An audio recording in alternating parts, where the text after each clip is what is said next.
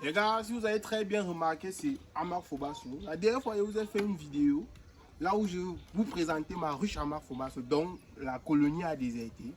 Aujourd'hui, je suis tellement fier, j'ai récupéré la colonie. Nous sommes actuellement en train de vouloir réappâter la ruche. Question de donner encore du pouvoir attracteur à la scie d'abeille, vous voyez.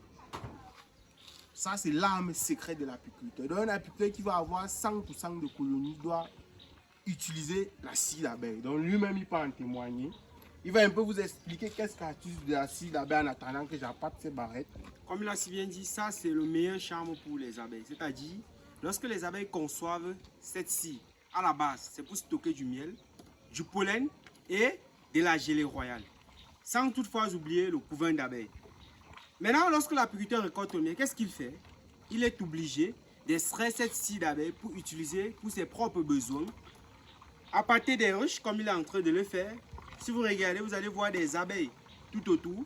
Et il faut aussi noter que cette scie est beaucoup utilisée en cosmétique pour fabriquer des laits de toilette de haute gamme, des rouges à lèvres, des cirages, des vernis et bien d'autres choses. Alors, si c'est que vous êtes intéressé, contactez tout simplement au contact qu'il doit laisser dans la bio de la vidéo ou néanmoins il faut rejoindre son groupe WhatsApp Amac. Bon, il vous a expliqué le nécessaire à comprendre sur la scie d'abeille. Approchez la caméra. Je profite une fois de plus pour vous représenter ma ruche à Max. Ça, c'est une ruche à os. Mais à la seule différence, c'est que la hausse est directement collée à la ruche mère. Nous avons la ruche mère ici en bas. Quand nous allons mettre les barrets comme ceci, comme vous voyez, la hausse est au fond.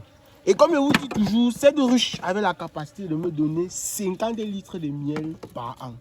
Et avec cette ruche, je faisais les 3 miels par an. Donc, n'hésitez pas déjà de passer vos commandes à ce qui concerne la ruche Amar Fobasso ou la ruche Fobasso en elle-même ou la ruche Tamini. Vous pouvez déjà témoigner le pouvoir de la scie qui vient de vous présenter. Vous voyez déjà les abeilles tout autour. Donc n'hésitez pas déjà de me laisser des messages en commentaire et je vais aussi laisser nos numéros en commentaire pour que vous puissiez passer facilement vos commandes. Merci.